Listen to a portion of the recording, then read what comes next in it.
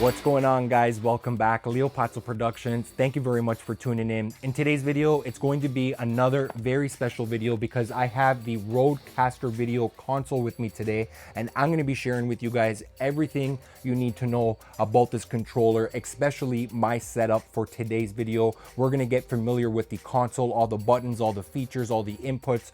So much to cover in this video. Unfortunately, this video is a little bit on the longer side, but again, I'm going to help you guys out. Down in the description down below, I'm going to leave basically the video chapters, all the different topics and timestamps that we're going to be discussing throughout the course of this video, so you can easily navigate to that section that you guys want to specifically watch, or stick with me throughout the whole course of this video because there's a lot to learn.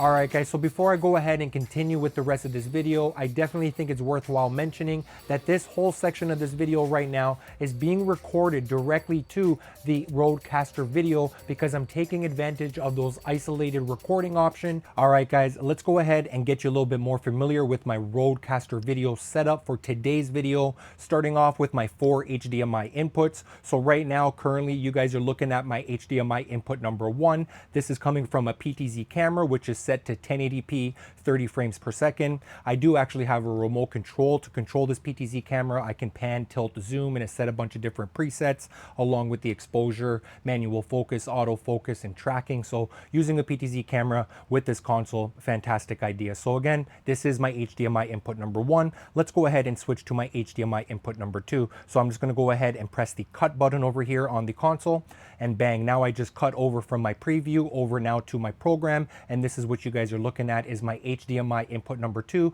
which is my top down shot, and this is actually my Panasonic GH6 camera, and I do also have this camera set to 1080p at 30 frames per second. So again, this is HDMI input number 2. Let's go ahead and switch over to HDMI input number 3. So I'm just going to go ahead and press number 3 over here. You can see that it's highlighted in green, and it did not make that switch until I go ahead and press the cut button or the auto button. So let's just go ahead and use the auto button, which is going to use that auto transition that I configured.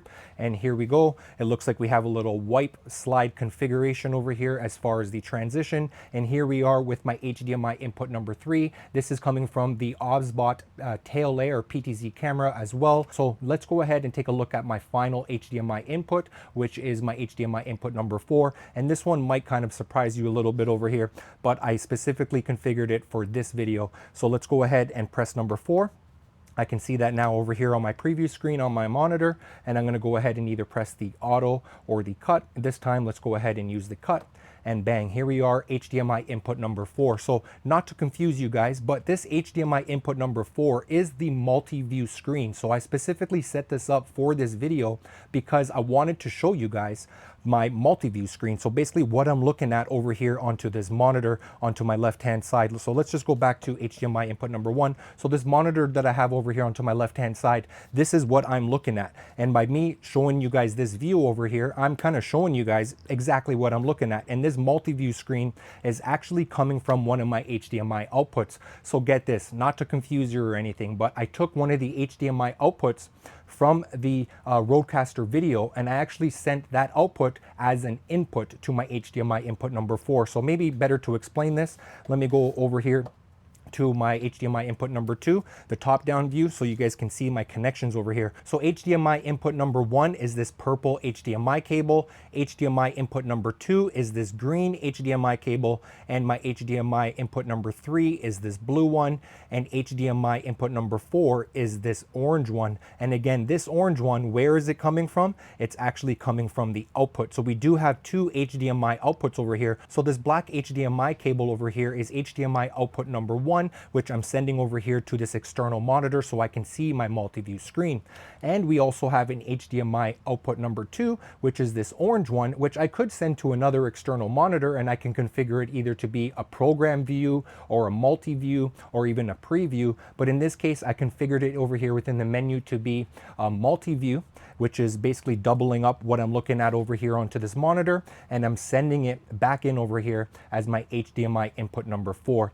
And again, I only did that specifically for this video so I can show you guys this view over here of this multi-view screen. So since we're over here talking about this multi-view screen, just so you guys can see what I'm looking at and the general overall layout, starting off onto the left-hand side over here, you can see that we do have our preview screen, which is basically highlighted in this green little box, top left-hand corner. To the top right-hand side, that's actually our program out. That's what I'm sending out to my viewers. So just like that, nice, quick, and easy, you can see left-hand side is the preview, and the right top-hand side is going to be the program, which you're actually sending out to the viewer. So if I go ahead and make that switch by pressing the cut button, it's going to go ahead and make that switch and transition it back and forth between the preview to program and program to preview. So to continue looking over here at the multi-view screen, starting off onto the bottom left-hand side, you can see all of my audio inputs, my audio little mixer over here. I can adjust all my levels and see what is active and where all my levels are currently at. Onto the right-hand side, we do also have some information as far as the media, the overlays, the show, which it's named at, the time, and also the record time, and also the streaming time, how much time is remaining. So just above the audio level meters over here onto the left hand side, you can see that we do have camera 1, 2, 3, and 4, and along with 5 and 6. So 5 and 6 are currently blank because I do not have an additional camera plugged into there via a USB-C connection. But right now, currently for this video, I'm just using HDMI 1, 2, 3, and 4. So as you can see, the camera 1 is highlighted in green, and that's because it's on the preview, which is on the left hand side, and the camera number 4 is actually highlighted in red because that is the program, so what I'm sending out to my viewers. So if I go ahead and make a quick little cut, that just transitioned from one input to the next, and as well as the color coding as well. So just above those HDMI inputs, you can see that we do have a couple of scenes configured over here, scene A all the way to scene G. So we have 7 different scenes that I configured for you guys today in this video. So we're going to go ahead through those scenes shortly. So before I go ahead and show you guys the 7 different scenes that I configured over here, for me to actually create those scenes, I need to obviously have my cameras connected, and I also want to upload my media so I can configure those scenes. And once those scenes are configured, we can go ahead and move along to overlays. So to me, that is the workflow that I've used. Just keep it simple, connect your cameras, upload your media, configure your scenes, and then you can configure your overlays. So let's go ahead and have a look at the media that we loaded over here to the RodeCaster video. So for me to go ahead and do that, I just want to give you guys a little bit better view. I'm just going to go ahead and make a switch over here so you guys can see this top-down view.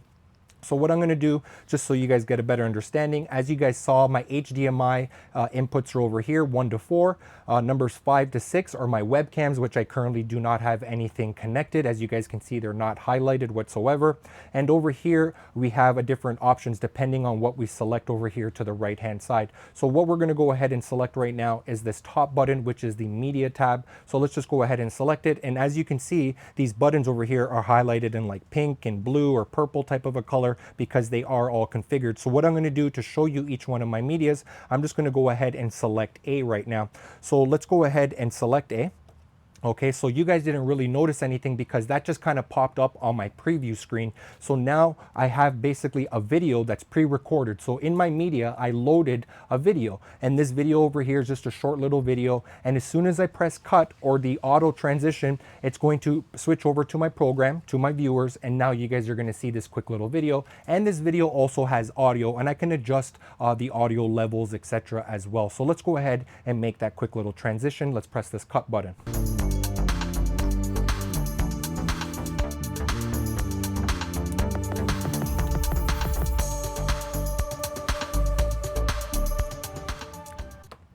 So there it is, nice, quick, and simple. I have one of my medias that just played. You can see it's highlighted in green because it's in my preview. And now I'm back over here to HDMI input number 2, which is my top down. So next, what I'm gonna go ahead and select media B. This is what I loaded to media B. And this is actually a video, short little video that I pre-recorded, loaded onto my media that I want to show during my live stream or my recording. And I believe I do have the audio for my videos dialed down a bit. I'm just gonna go over here and scroll over to video clips, audio. I'm going to raise this up a bit because we actually want to listen to myself talk during this video. Let's make that transition to media B by pressing this cut button. All right, guys, let's go ahead and quickly have a closer look at everything that comes included with this kit. So starting off with the RodeCaster video console itself, I'm actually super excited to get this set up for you guys today in this video. Over here, right-hand side, we do have the power supply. The one end is a USB-C that's going to get plugged into the back of the console. And over here, we're going to use this cable to plug it into the wall. Over here onto the top left-hand corner, we do have a super speed USB-C to USB-C cable. We do also have two external antennas that we're going to be able to screw on over here to the back of the console, and we do have a safety guide and along with a quick start guide. Perfect, there you go. There is my Media 2, or should I say Media B, that I've configured, and I just showed you guys. Again, it's a video pre-recorded. I loaded it up onto the media and I just played it during my live stream. So let's go ahead and take a look at what we loaded over here on Media C. Okay, so it just popped up in my preview. The video does not play yet because I did not key it to play onto my program. So I'm gonna go ahead and press either the cut or the auto transition. This time, let's go ahead and do the auto transition, and that video is going to play.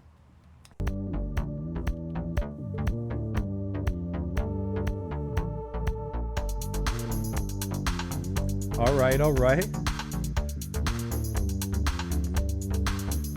Looking good, looking good. Look at all these connections that we have over here. Tons of connections. Perfect, look at that, love it. Just have videos loaded, images loaded, whatever, and you can just play them during your live stream and recording. Fantastic. So let's go ahead and take a look at what we've configured to Media D. Okay, so this is basically number 4 media that I configured. Again, it's another video, and this video is just giving you guys a closer up of the connections that we have at the back of the RodeCaster video. So let's just go ahead, quick little video, let's go ahead and play it in my program.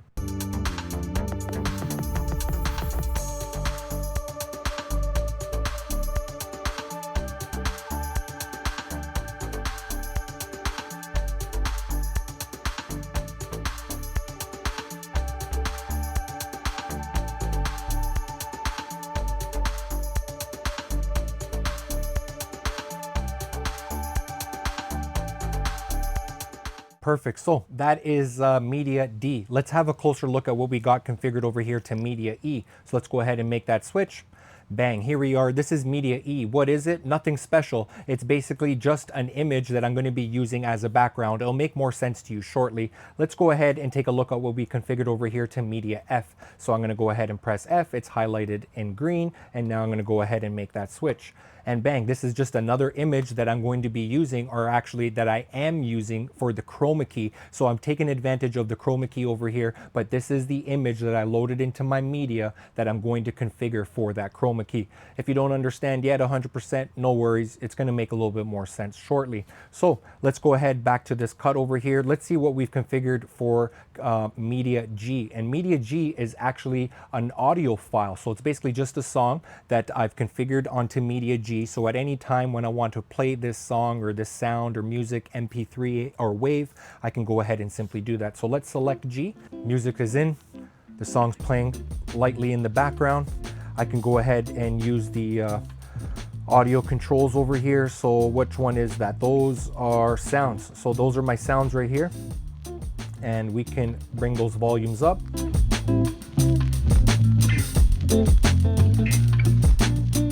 We can bring those sounds down as well. So wherever we want to fine tune that audio, we can do so right over there. So let's press stop on there and bang. So there you go, guys. There are my 7 different medias that I've loaded onto the RodeCaster video. Let's go ahead and turn off media.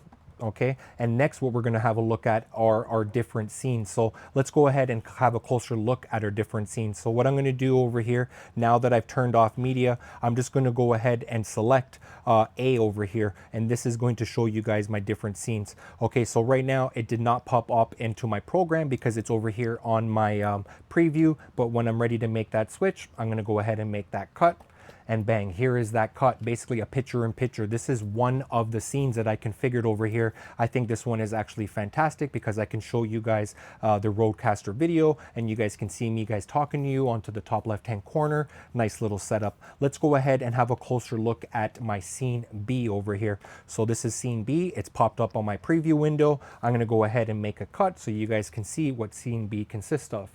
This is my scene B. This is perfect. I basically have my 4 HDMI inputs configured over here. I got 3 videos over here onto the left. I got the bigger one over here into the middle. I think this one is also fantastic because again, you get to see me nice and small top left-hand corner. You get to see the RodeCaster right here from the top-down view. You also have another angle over here from the side from my other HDMI, and then the bigger image that you guys are looking over here is basically my Multiview screen, so you guys can see basically the layout of everything. So next, let's go ahead and take a look at scene C. So let's click on C. It's highlighted in green. Let's go ahead and make that cut. So bang, here is another scene. This is scene C. I do like this one as well. You can see that I have the black border. I made the border a little bit thicker. I configured this all on the Rode Central software, and again, you get a nice vertical shot of me, nice and close. I think that looks fantastic. You get the RodeCaster video, different angles, perfect. Let's take a look at scene D over here. So let's make that cut. Bang, here is scene D. I think this one is also really nice. You can see I used the white border, a little bit smaller, not as thick the border. We can change the color to whatever color we want. We can configure that into the Rode Central. So this will be a fantastic layout for an example for like a live stream or a podcast, or if you have any special guest, just so everyone is kind of viewed equally. Let's go and have a closer look at scene E.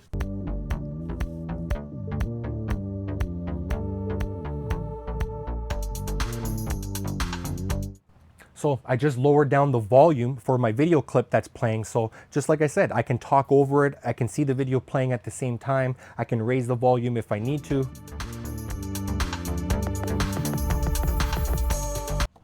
Perfect. So that was my scene E. Let's take a look at scene F over here.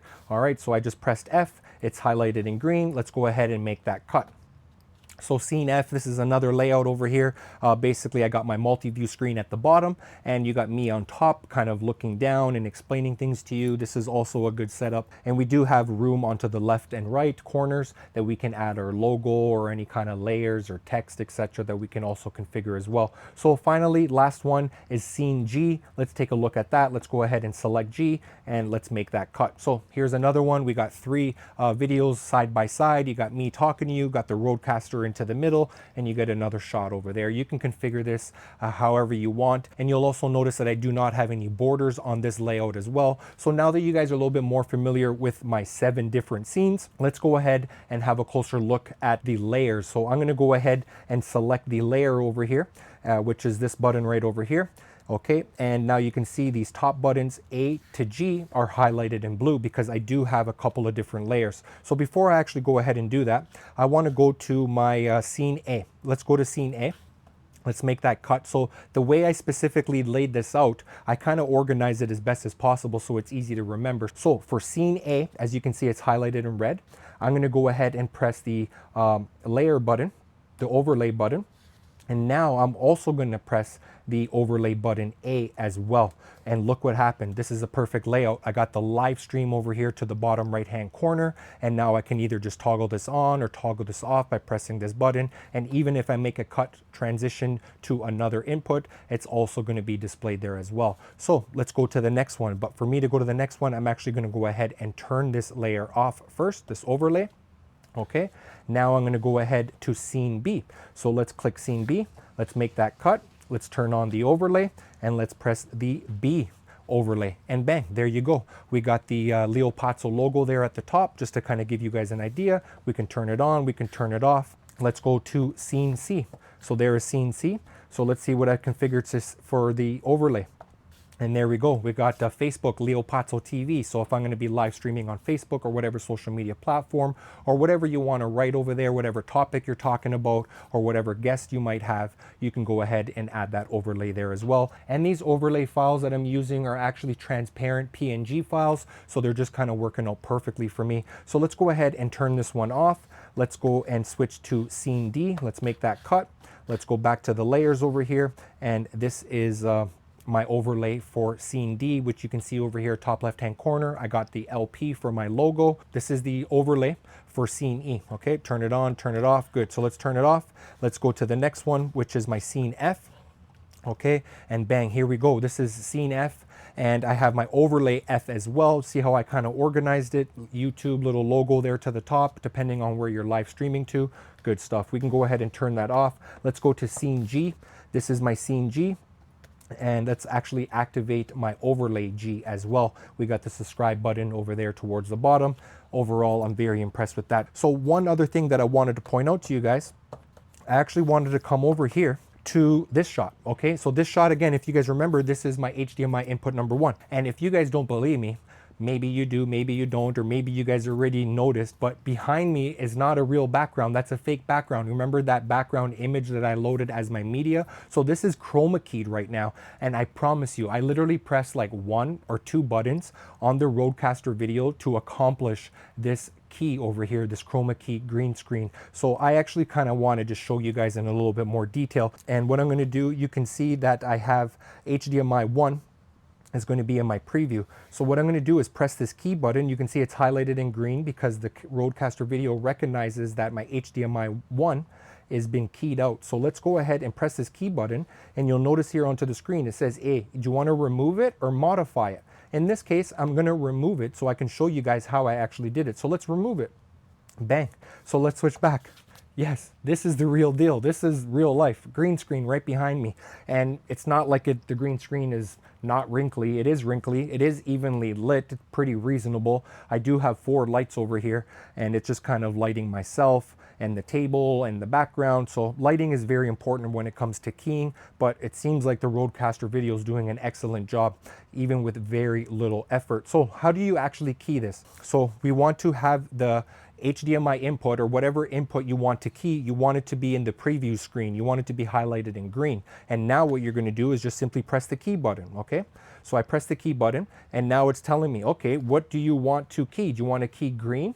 Or we can rotate this encoder to key out the chroma key the blue. No, obviously I need green, okay? And now that I've selected green, I need to go ahead and select what background do I want. So what I'm going to do over here is press my media tab. And my media tab, it's actually that background image is either the E or the F. So let's go use the F because that's what I had before. So let's select F as the background, and bang. Let's go ahead and make a cut. There it is. There's the background. What did I press? Like, I think I pressed 1 button for sure. I think I pressed 2 buttons. Let's just call it 2 or 3 buttons.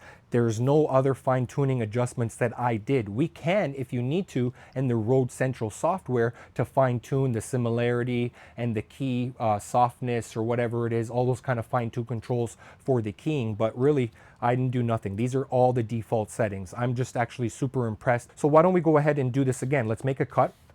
You can see HDMI, what I want to key is highlighted in green. Let's press the key button and let's just go to modify.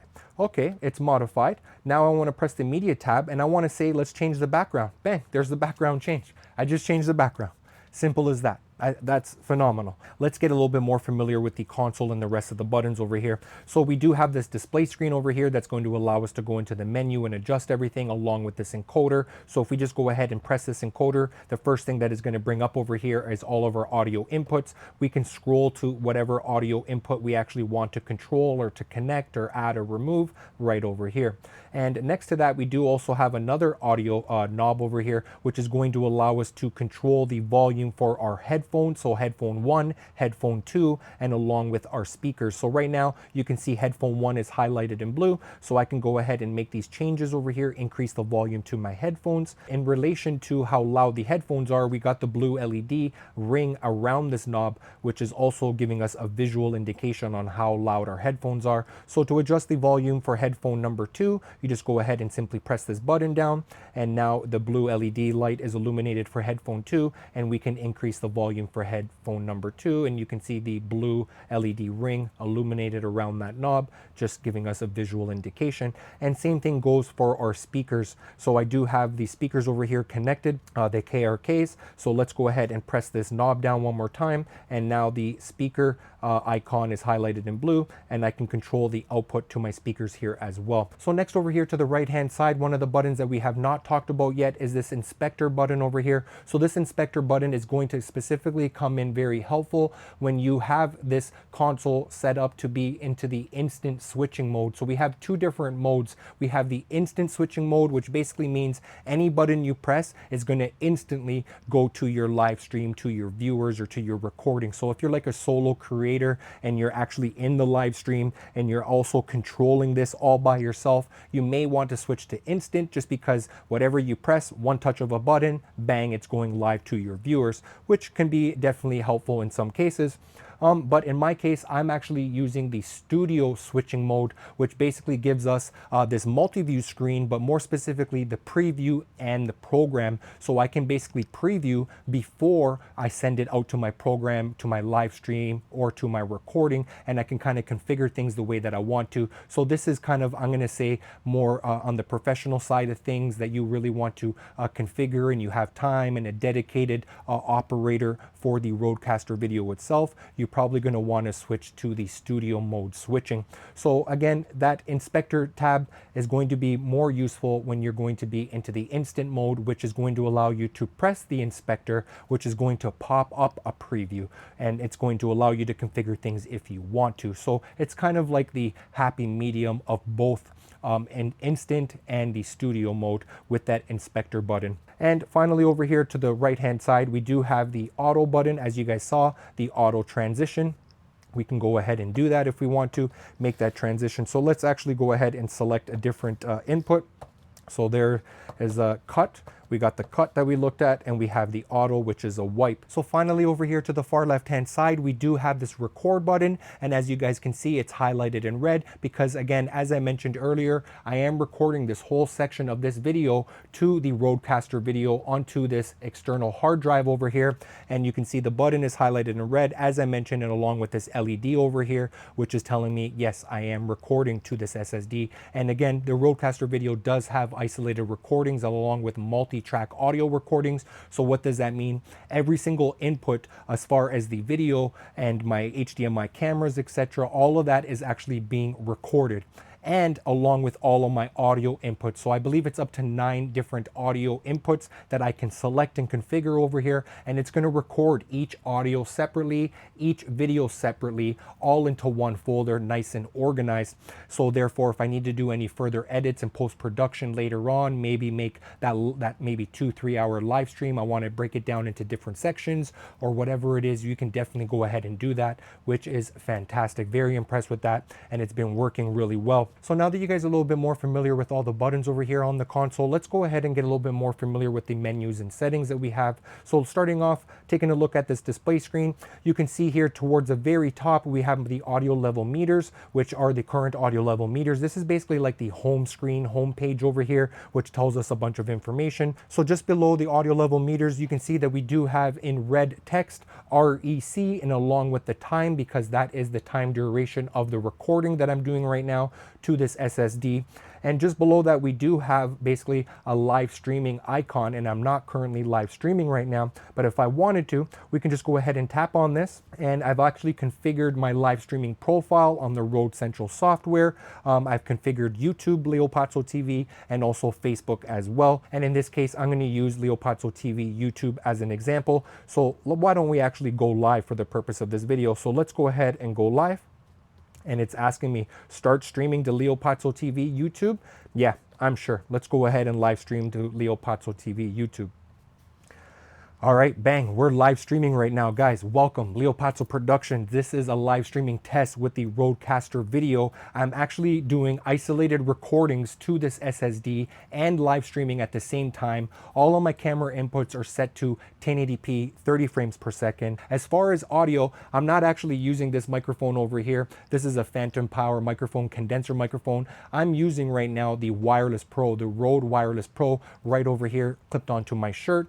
And I have the receiver just plugged into the back of the RodeCaster video. So this is a quick little test, 1080p, 30 frames per second. Currently right now, it is set to a private live stream. I'm going to leave a link down in the description down below so you guys can watch this live stream. So let's go ahead and end this live stream. And just to give you guys a little bit better view, I'm gonna make a cut over here.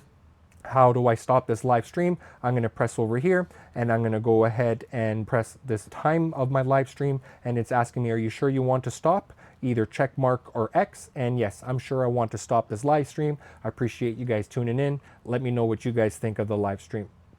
And stop. Bang, we just did a quick little live stream with the RodeCaster video during this review video. All right, so let's go back to the home over here. So just underneath the record and the live streaming buttons, we do have an icon onto the middle, onto the left over here. This is basically like our wipe transition. So currently right now, I'm in the wipe tab. We also have the fading and the dip to color as well. So let's go over here to the wipe, and now I've just clicked onto the wipe onto the screen, and now I can dial between these wipes over here, and you can see as I make the auto transition, it's going to go through all of these different options that are presets right into here. So I'm not going to click on every single one, but every other one here and there, I'm going to go ahead and click on it so you guys can get a better view. This one looks like a little cross. We got another cross going from inside out. We got these ones coming from the side and closing in that look pretty cool, or from the middle going out. But overall, I think you guys get the general idea. Even this one over here from an angle as well. So we have different choices. In general, I like dip or fade, or even just the simple cut also works well. So let's just keep it on this one right here for now. So let's back out of this. Let's take a look at the fade. So here's a fade one.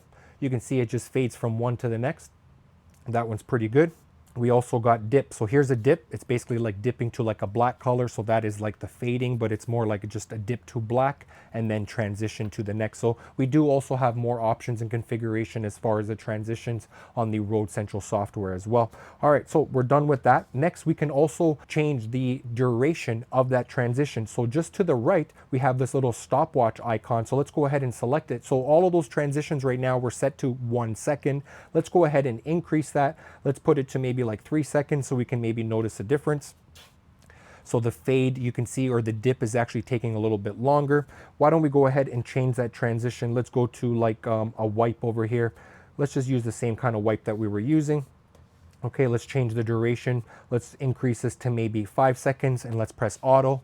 You can see how much longer it's taking to wipe across. So depending on what you like for your preference for your video, you can go ahead and configure that. So in most cases, I like to set mine to like 2 seconds.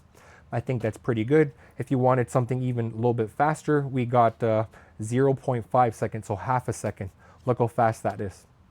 Okay, so let's just leave it at 2 seconds right over there for the wipe transition. So now that we configured the type of transition that we want to use and along with the duration, let's move along over here to the bottom of the display screen. You'll notice that we do have 2 other additional icons. Bottom left-hand side, we do have this gear icon over here, which is going to allow us to go into the general settings of the RodeCaster video. And to the bottom right-hand side, it's going to allow us to go into our audio level settings as well. So for this, I'm going to go ahead into the audio level settings. So by me pressing this audio level icon over here to the bottom right hand corner of the display screen, it's basically doing the same thing if I were to press this encoder. So depending on how you want to access your audio levels and your meters and your controls for your audio, you can do it either or. So just for this demonstration, let's press onto the display screen.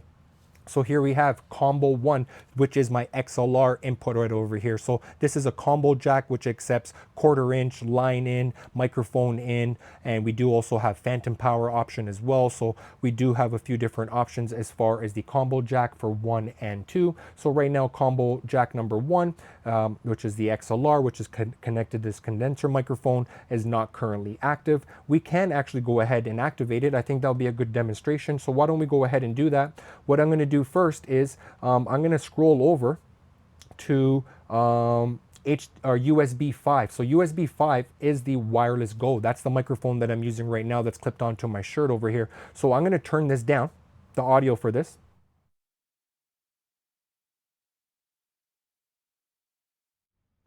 And now I just brought up the audio from that XLR microphone. So now you guys are listening to the audio from this XLR microphone, which is actually a condenser microphone, which is getting supplied phantom power from the RodeCaster video. Mic check 1 2 3, mic check 1 2 3.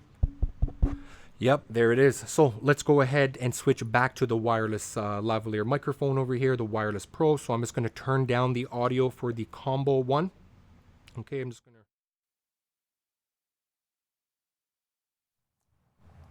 And bang, here we are again with USB 5, which is the Rode Wireless Pro. This is the lavalier microphone here, just clipped onto my shirt. So easy audio control. So again, just basically what you want to control, you can just basically use this encoder to either press down on it to select it, or to exit, and to rotate to whatever one you want to go to. So let's check out this one, Bluetooth. So right now I actually have my phone connected to the RodeCaster video, and I can play music from my phone wirelessly over Bluetooth during my live stream or podcast. So here's a perfect example. Let's do that.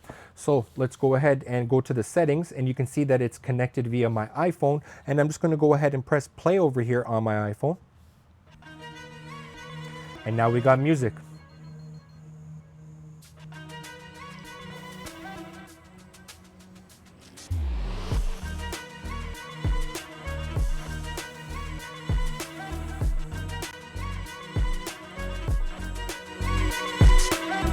So very nice that you can add audio that way as well via the Bluetooth, and you can do this with any type of Bluetooth device if you would like to. I'm just using my phone as an example. Let's go over here and see what other options that we have available. So sounds, again, the sounds is the sounds from our media. So if we loaded any audio into our media, the sounds is, that's what it's controlling, the audio level for those songs or audio or music that you've added as far as your media. Let's go over here to video clips. So any video clips that you added into your media, that is the audio control for there, right there as well. As you can see, I currently have it turned down. And as we saw, we got combo 2, combo 1, or combo 1, combo 2. And what else do we got? USB 5, as we talked about, the Wireless Pro. And we got wireless 1 and wireless 2. So wireless 1 and 2 are currently not activated, but let me go ahead and explain to you, because this is actually a really nice feature. So the RodeCaster video actually has a built-in receiver that's going to work with their wireless microphone kits, so you don't actually need to use the receiver as I'm using right now for the Wireless Pro. I can totally remove this receiver from the Wireless Pro because the RodeCaster video has its own internal receivers that I can just go ahead and turn on the transmitter, pair to the RodeCaster, and therefore now start using the wireless microphones from Rode with the RodeCaster video. Fantastic feature. But in this case, for this demonstration, as you guys see, I have the Wireless Pro connected to USB number 5. So we do have wireless 1 and wireless 2. Why do we have wireless 1 and 2? Because again, the Rode Wireless Pro comes with 2 transmitters, 2 microphones. So if you have 2 people speaking, they can both get their own microphone, and they can be on separate audio, separate channels. You can adjust them. And again, when you do your multi-track ISO recordings, those are also going to be sectioned out into different audio files as well. So currently right now, wireless 1 and 2 are turned off. So finally, over here into the audio settings tab, we do also have control of the different channels. So we can select up to 9 different audio channels as far as all of our audio inputs, on which ones we actually want to be recorded to that isolated recording as far as the multi-track. So currently right now, it's not allowing me to enter the channel selection because I am recording to this SSD right now. But if I did want to configure different channels or add or remove them, so I have control of those audio level meters and faders and whatnot, I would need to stop the recording. So in this case, I'm just going to leave everything as is, because it is recording all the audio channels that I currently need to be recorded to that isolated recording. So let's go back over here, back to home, and let's go ahead and have a closer look at the last icon over here on the display screen, which is the general settings. So let's tap on that. The first option that we have over here is video settings. Next over here is storage. Here we have device general settings and the audio delay, and the multi-track recording as well. So starting off over here into the beginning, we have the video tab. Let's just go ahead and enter that. So we do have HDMI A, we do have HDMI B, and we do have the frame rate controls as well, and along with the switching. So let's just go to HDMI A. So this is how you're going to be able to configure your HDMI outputs. So HDMI output A or HDMI output B. And as we talked about, HDMI output 1A is being sent to this external monitor over here, and I have it configured as my multi-view. So just to go ahead and show you, let's go ahead and select it, and you can see my multi-view is highlighted in green text over here, but I could also select preview or program. Next, let's go take a look at HDMI B, which is my HDMI output number 2. Let's go ahead and select that, and same idea. Currently, I have it set to multi-view as well. I can select preview or program. And again, just to remind you guys, my HDMI B, which is this orange HDMI cable, I do not have it sent to another monitor. I have it being sent back in as an HDMI input, so I can go ahead and show you guys this specific view over here. So after HDMI B, we do have the frame rate. So let's just go ahead and select that. As you guys can see, I currently have mine set to 29.97 because that is actually what my cameras are outputting, not exactly 30 frames per second where I'm located in my settings. It's actually 29.97. So it's up to you depending on how you want to configure the frame rate. After frame rate, we have the switching. So let's go ahead and tap that. So this is where we're going to be able to switch either between the studio switching or the instant. And as you guys see, I have mine set to studio. Let's currently back out of there, and the HDMI. So we're back to the beginning. So let's go to the next one, which is storage. Let's go ahead and enter the storage. It basically recognizes, hey, I got a Lumix SSD, which is connected over here to my USB-C number 3, and that is where I'm recording this isolated recordings. And it also recognizes my micro SD card, which I have inserted over here at the back of the RodeCaster video. So this is actually the setting page that you want to come to if you need to format your micro SD card or your external hard drive that you want to record your isolated recordings. So let's back out of here. Let's go to the next tab over here, which is device. Let's go ahead and select it. As you guys can see, it's showing me underneath the network that I am connected over here. It's nice and highlighted in green because I do have a network Ethernet connection hardwired right over here to the back of the caster video. So let's go and see what other option we have. So as far as the wired connection, you can see over here, it's highlighted in green and it says that I am connected. That is the Ethernet network connection that I hardwired. Let's go to the next option over here, which is the Wi-Fi. And I'm also have Wi-Fi on and I am connected to my home Wi-Fi network.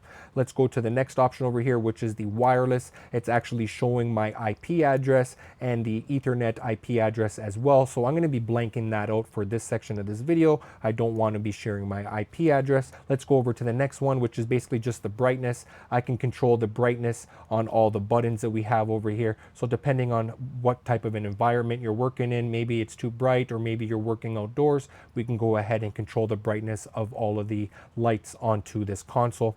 So we are done over here as far as brightness. We got date and time, pretty straightforward. We got the about. So right over here, we do have an update tab that we can go ahead and simply update the firmware on the RodeCaster video right over here onto this page. We can go ahead and select it. It says that it's checking, and I do currently have the latest update. Up to date. Perfect. I do not need to do an update. And again, you can only be able to do that if you're connected via Wi-Fi or the Ethernet connection. Let's go to the next one. We got the serial number and firmware version. So just for the record, the firmware that I'm currently using at the time of creating this video is firmware version 1.0.02.614.